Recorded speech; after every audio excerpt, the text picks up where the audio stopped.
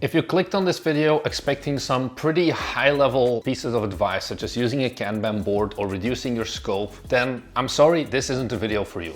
Instead, I'm going to be talking about some things that I'm pretty sure you've never heard about before, that may sound a little bit out there, but that have actually massively influenced how I was able to combine my full-time job as a data center engineer with being a game developer and a game dev YouTuber at the same time for over 1.5 years before I ended up making the switch to where I am now, being a full-time game developer. Now, even though I am full-time, not everyone in our studio is. So the advice I'm giving here, it's still valid and it's still stuff that we actually use, because Thomas, for example, who's our lead programmer, he still has another job as a regular software engineer, and he's had that job from before Bite Me Games even was a thing. And despite that, for more than 2 years at this point, he's been able to combine both of them without an issue. Now, before I go exactly into the different steps, I want to do a very quick overview of why I think, honestly, you shouldn't just YOLO everything you have right now and go full-time on game development. We see a lot of these devlogs on YouTube of like, oh, I quit my job and I started making games. And I think it's very much a tainted view of how realistic game dev is. There's definitely a survivorship bias in there because those videos perform really well. They get like hundreds of thousands of views usually, but they're not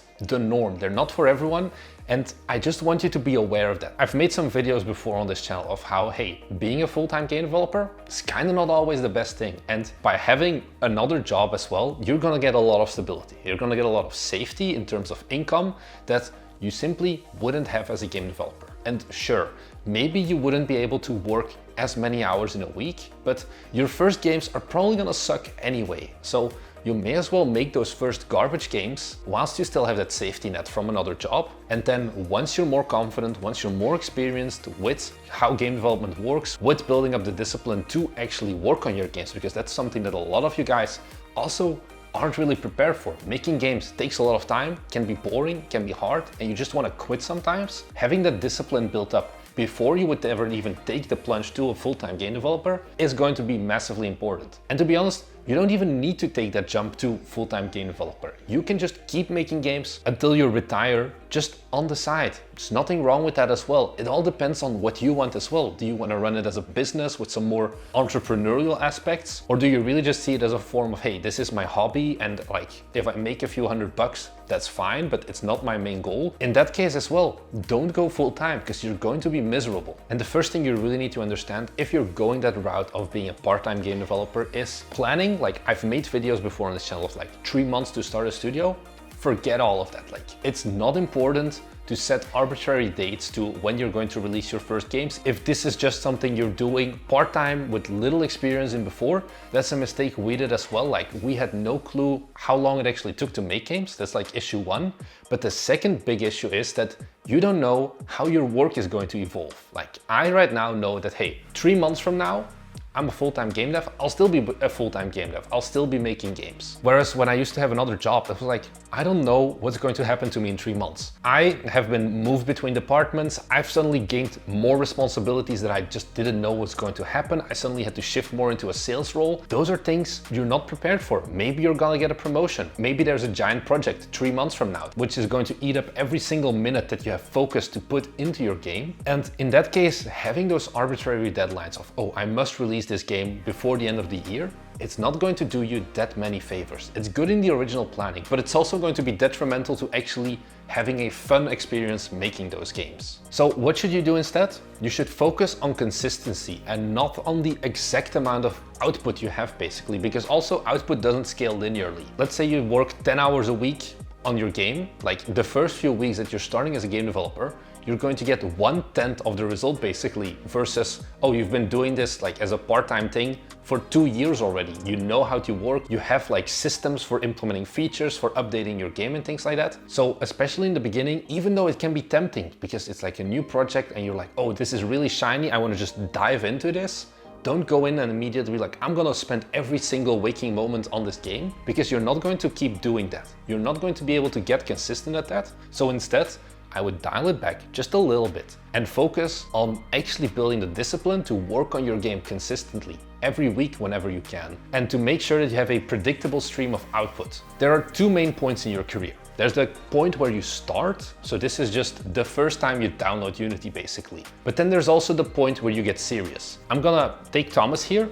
Thomas often says like, oh, I've been working in Unity since I was 13 years old or something, for like over 10 years. Sure, he had like 8 years of experience already, like 8 years of making some simple prototypes, making simple games, but only the past 2 years is when he got serious, and that's when really the progress started. In those 2 years where he was forced to be more dedicated, to be more focused, because he had me like looming over him and we were driving each other to just be consistent, to keep delivering, he learned so much more. We delivered so much value in those 2 years versus the 8 years before. So building up that consistency is basically going to be the point where you get serious, where you don't just do it for fun entirely, but you're actually looking at, I want to quantify this and I really want to ship a game as well at the end of this project. The next point I have here is gonna be really weird, but it's brainwashing yourself.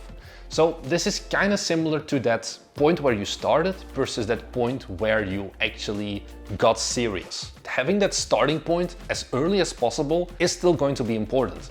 Those 2 years of going serious for Thomas were only possible because he already had those 8 years of prior experience. Now, how do you get prior experience? The obvious one is, okay, I'm going to install an engine and I'm going to start making some prototypes. But this is actually only just a little part of the puzzle in becoming a bigger game studio, where even if you do it part-time, like you still want to have some success. You don't want to have 3 reviews probably. If you do, that's fine, but that's not the content we're making here. And that's where things come in, such as game design, business management, learning more about marketing and things like that. And an easy way to do that, and how I did it basically, is podcasts and audiobooks. Basically, since I was 16 years old, so 8 years ago from now, I was already watching content from channels like Valuetainment, which talked about sales, which talked about marketing, which talked about building businesses. And even though I never used them for like 4 or 5 years, I still had those concepts saved in my brain so that I knew where to look once it got serious. I did the same thing for more specific game development. The moment that we as a studio decided like, hey, we should make our first little prototype, I started listening a lot to game development podcasts. So the one that has had the biggest impact on me probably is the Academy of Interactive Arts and Sciences' Game Maker's Notebook, where they talk to founders, they talk to like directors of pretty big, like sometimes indie, sometimes AAA studios about specific things. And that's hundreds of hours just talking about game development in general. And I was always listening to that. I was always forming new connections in my brain, forming new ideas of how are we handling art, how are we handling marketing, how are we going to actually scale this, how are we going to sustain being a studio, because you're not always going to be available to work on your prototype. Maybe you're driving in your car to work. Instead of just listening to music, listening to news, listen to anything related to game development. Really, it's going to be something that you're like, what am I doing? Because you hear this often as well with the more self-improvement thing. It's like, oh, you can watch as many talks as possible. If you don't go out there and actually act upon whatever you're learning, it's useless. I think that's wrong. Even if you just hear it, if you hear it enough, if you hear enough other people like being successful or whatever, it is going to help you drive more. And I know this is a little bit of the guru grindset mindset, but really it helped me. I wouldn't have been here if I hadn't been listening to all that content. And it's free. Like, you can get those podcasts anywhere. You can get audiobooks pretty easy as well. You can just listen to YouTube videos. My one requirement is that it's long form content. So make sure it's at least like half an hour long. Honestly, that's the stuff where you get the most value from it. I wouldn't even suggest watching the videos on this YouTube channel, because even these are like, they work, but they're not really the best. Like, they're still very much like top 10 lists almost, so to say, and they don't go into enough depth about certain topics to really learn about it. That's why I also like books. That's why we have our book club.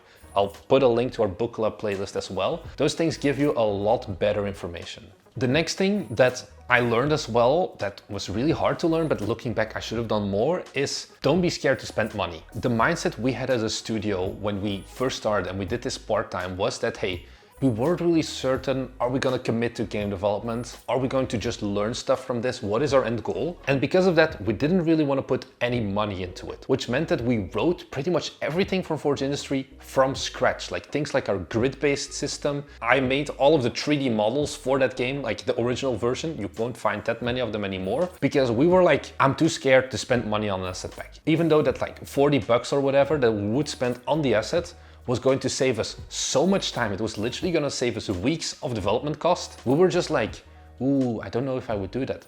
And especially then looking back, it was dumb because we had some money, we had some safety because we had that stream of income. Now it's actually more scary for us to buy assets, even though we do it because we understand the value in getting an asset that will save us hundreds of hours of time. It's always going to be a worthwhile investment usually, especially when you get it on like a sale or something. And like, sure, you have the developers of Lethal Company and whatnot who are like solo devs and they make one game and they like can retire basically, but that's not really the most realistic. Even like regular indie games, like the games you probably play, often have teams of like 5 to 15 people in it because it's just so many different fields. There's art, there's animation, there's programming, there's design for like the game or for the UI and the UX. And it's like, do you really want to learn all of that? This is the biggest thing I see. It's like 75% of our audience are developers, yet most of them, when you start making your first game, you're like, I need to learn 3D modeling right now. And it's like, no, you don't. You need to learn how to program a game to begin with, and then later on see if you even like 3D modeling, or if you can just get away with assets and focusing on other things such as shaders to make the game look better.